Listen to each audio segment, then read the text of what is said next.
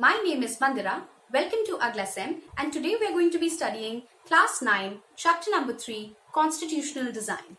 So in this chapter, we are going to study about what the Constitution is, how it came into place, how the different kinds of constitutions look like in different countries, and the making of the Indian Constitution, what are the values that our Constitution fosters, and some little examples of, what the philosophy of the Constitution constitutes of. So all this stuff we're going to be discussing in this chapter. So let's start off with the first main heading, Democratic Constitution of South Africa. So in this heading, we are going to discuss about how the Constitution of South Africa came about into being. So आपने ज़रूर एक नाम सुना होगा. It's a very famous freedom fighter in context of the apartheid regime, Nelson Mandela. He was basically one really influential figure who fought against the apartheid regime. Apartheid क्या होता है? Apartheid was this regime which basically segregated white people and black people. So थोड़ा सा history में जाते हैं of South Africa. What happened was जो white Europeans थे उन्होंने वहाँ पर they colonized South Africa just like they colonized India. जो हमारा just like our history, the same thing happened. But वहाँ पे because two different races were coexisting together, the white race, the Caucasian race, and black people together. They started discriminating, and there was lots of segregation practices. Sorry, laws, rules, and regulations were formed against the people of South Africa, the native people, which was the black people and the Indians and the colored people of color, as they used to call them. आप देख सकते हैं page number 41. There is this very disgusting sign that they used to put up, outside restaurants, outside public places. So Nelson Mandela was very influential. He was a very influential figure who fought against this discrimination, this racial discrimination. Okay, so obviously apartheid system was particularly oppressive for the blacks. They were forbidden from living in white areas. They couldn't work in white areas. Even trains, buses, maybe. आपने रोजा parks का नाम सुना होगा. If not, then please Google that name. Very important episode surrounding Rosa Parks. I'm not going to get into it in this chapter because काफी लंबा chapter है. We're going to cover a lot of things. So basically in every public beaches, toilets, any kind of public situation, they were segregated and whites were given preferential treatment. Okay, इसके against उन्होंने लड़ाई करी थी. They formed African National Congress, which was an umbrella organization that held struggle against the policies of segregation. Okay, so then वहाँ पर भी Nelson Mandela was obviously jailed for doing this by the white authorities, and later obviously he got out of the jail, and they paved the way into the formation of a constitution. Constitution, we have already studied, it is a book of laws. It is basically a set of rules and regulations that guides the country about how it's going to function. So India में जैसे हुआ था ना कि the Britishers were driven out and then India became an independent state. So we were Indian people ruling the Indian people. यहाँ पर उससे थोड़ा सा different हुआ. यहाँ पे sort of a peace treaty kind of आप समझ सकते हो. एक adjustment was signed where white people and black people could coexist within the same nation. So because that was a tricky thing, क्योंकि अगर पहले इतना ज़्यादा discrimination था और अब उनको discrimination को end करना था, but white people were not going away, they were staying there. So it was a bit tricky. इसीलिए उन्होंने सोचा that let's draft a book of very thorough laws and rules and regulations in order to guide how the country's policies, how the country's laws are going to come into effect. Okay. So after the emergence of a new democratic South Africa, black leaders appealed to fellow blacks to forgive the whites for their atrocities they had committed while in power. They said that let us build the new South Africa based on equality. तो अब revenge practice करके क्या फायदा कि you are discriminating against white people now? Let's just all live in peace and harmony and not let other people suffer like they did. Okay? So the preamble to the South African Constitution basically sums up this spirit of equality. उन्होंने black favoring practices नहीं बनाए अपने new constitution में. They put up what? They put up equality favoring practices. So equality promoting practices. Okay? So now let's move on to the next heading, which is that of why do we need a constitution? So again, जैसे हम पहले discuss कर रहे थे कि जैसे कि हमने एक South African example में पढ़ा, as we read, that two different races were to stay together in the country, right? And if you wanted a situation in which there was peace and harmony and people followed the law, you had to write it down and mandate it, है ना? अगर आप किसी को बोलो कि please don't steal, stealing is bad. We all know that stealing is bad, so we should not steal. But still thefts happen, right? People do steal. So what is actually stopping the people from stealing is that it is theft, it is a criminal offense and you can go to jail for stealing. तो अगर jail जैसा एक एक proper institution नहीं होगा, एक law execution की agency नहीं होगी, constitution नहीं होगा, एक book of laws that is actually telling you what is right and what is wrong, then it will be very difficult to govern a nation. So number one reason to have a constitution is definitely that.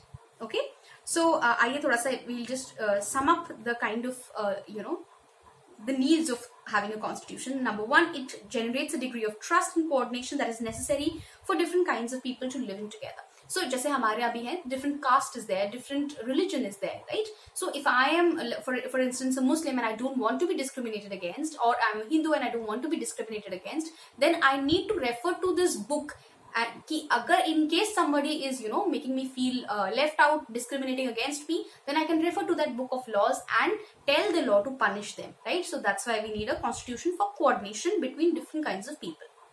Number two, specifies how the government will be constituted, who will have power to take such decisions. ठीक है कि कैसे whether it will be monarchical form of government कि leader का बेटा leader बन रहा है, या फिर whether it will be popularly elected government like it is there in India, whether it will be a democracy and so on. ठीक है.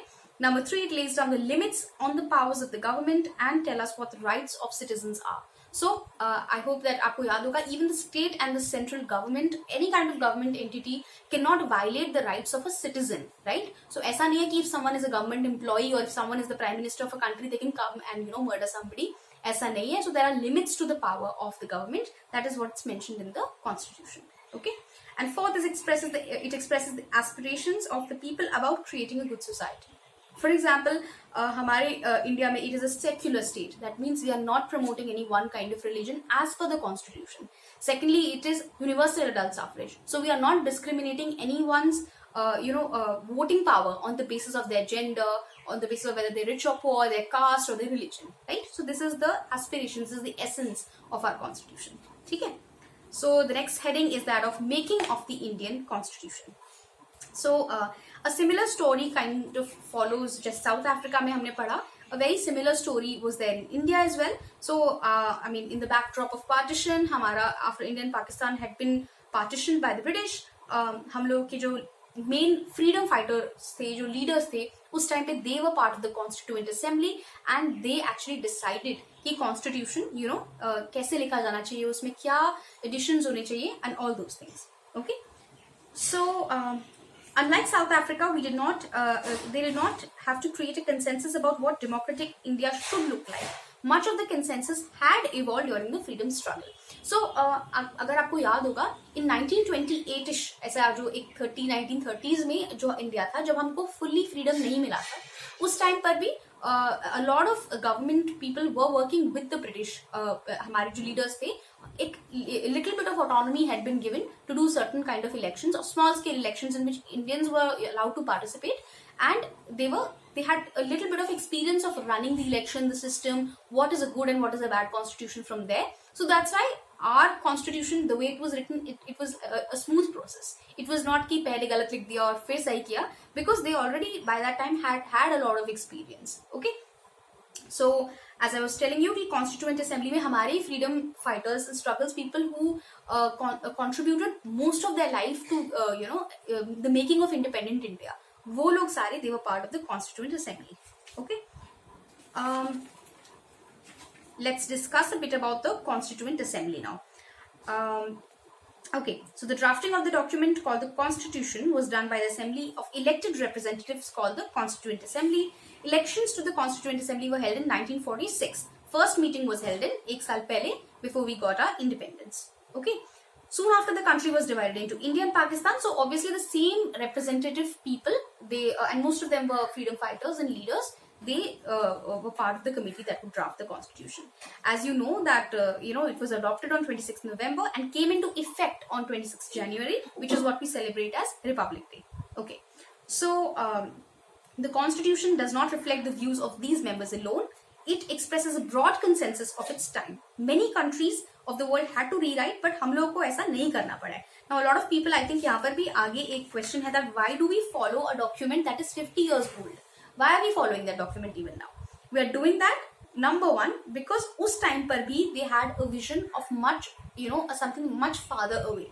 Plus, this is my bit of a personal opinion that to be treated with dignity, to be treated with basic human respect and equality, these are actually terms that have existed way before.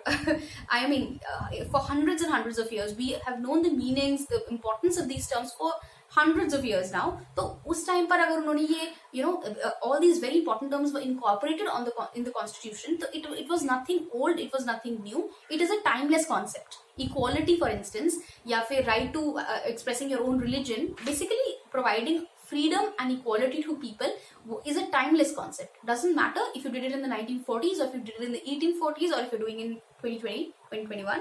So it is a pretty, I feel like, very timeless concept. Okay. Second reason for accepting the constitution is that the Constituent Assembly represented the people of India. There was no universal adult suffrage, so basically directly elect नहीं किया था उन लोगों को, but existing provincial legislature से they were elected. But again, I'm telling you, everyone who was part of the Constituent Assembly was actually very popular because they had contributed most of their lives to the making of an independent India. Okay, in the freedom struggle. So they were actually pretty credible leaders. ठीक है. In social terms too, assembly represented members from different language groups, castes, classes, religions and occupations. तो आप देख सकते हैं Sikh representation थी वहाँ पे women representation भी थोड़ी बहुत थी and different caste की representation थी. B.R. Ambedkar had a very important role to play in the draft of the constitution. उन्होंने draft किया था. Basically, he was the chairman of the drafting committee, है ना? तो एक Dalit representation भी था सारा का सारा it was a pretty representative group of people that nobody had a problem with. That's why. And the most important factor that they have not discussed here, but I'll mention it, is that आज तक जब हम उस constitution को interpret कर रहे हैं, we are not finding anything that is very opposed to what the current view of life requires. Right? For example, अगर हम अभी तो नहीं चाहते कि भाई नहीं एक सुप्रीम रिलीजन हो जाना चाहिए कंट्री का या फिर एक सुप्रीम कास्ट हो जाना चाहिए कंट्री का. We are all nice good people who are against discrimination, right? So those kind of values and ethics have still managed to survive in us. So obviously good people of India do not have a problem with the constitution that was drafted around 75-70 years back. Okay, so the next heading is that of guiding values of the Indian Constitution. In this, we are going to study basically about the dream and the promise and the philosophy of the Constitution. So the philosophy of the Constitution में क्या है? It is formed for the foundation of India's democracy. These values are embedded in the preamble of the Constitution. आप please, if you can Google it and have a look, it is a very good thing. I think यहाँ पर book में भी given होगा.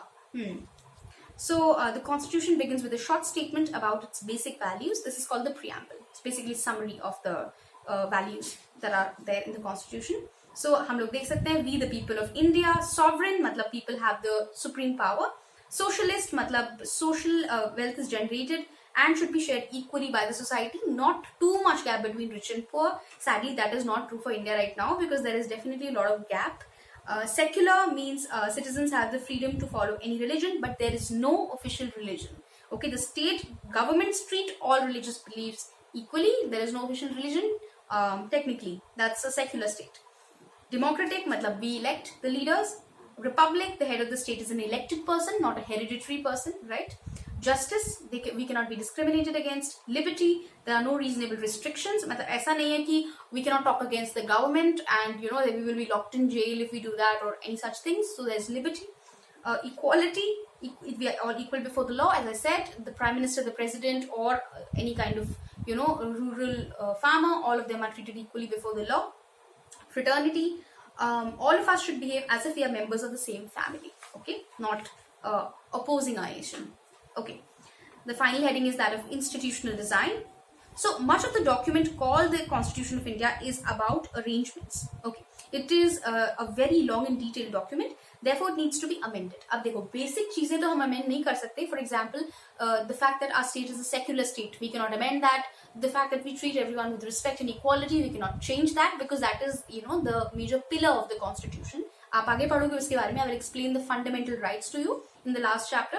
So those we cannot change, but of course a lot of laws require change जैसे जैसे time बढ़ता जाता है. ठीक है. For example at one point अगर आपको दिख रहा है कि एक सर्टन कम्युनिटी को रिजर्वेशन की जरूरत अभी भी है, तो you can increase the reservation. This is an amendment in the law, है ना. अगर आपको लग रहा है कि नहीं अब reservation की जरूरत नहीं है, we should actually promote the same community using a different technique. This is not working anymore, so you can change that and promote them using a different thing.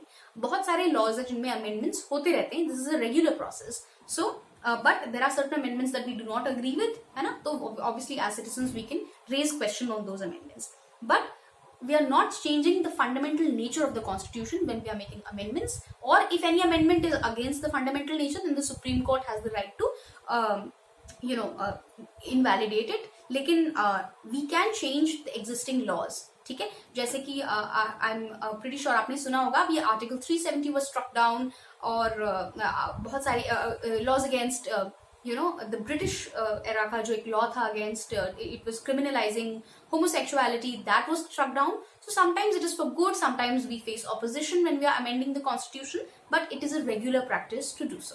So we are not changing the fundamental nature of the constitution, but just amending some of the laws that are dated now, जो पुराने हो चुके हैं. ठीक है. So I hope you understood the concept of this chapter and the importance of the constitution. If you have any questions, feel free to leave them in the comment section and do subscribe to the channel. Thank you for listening to me.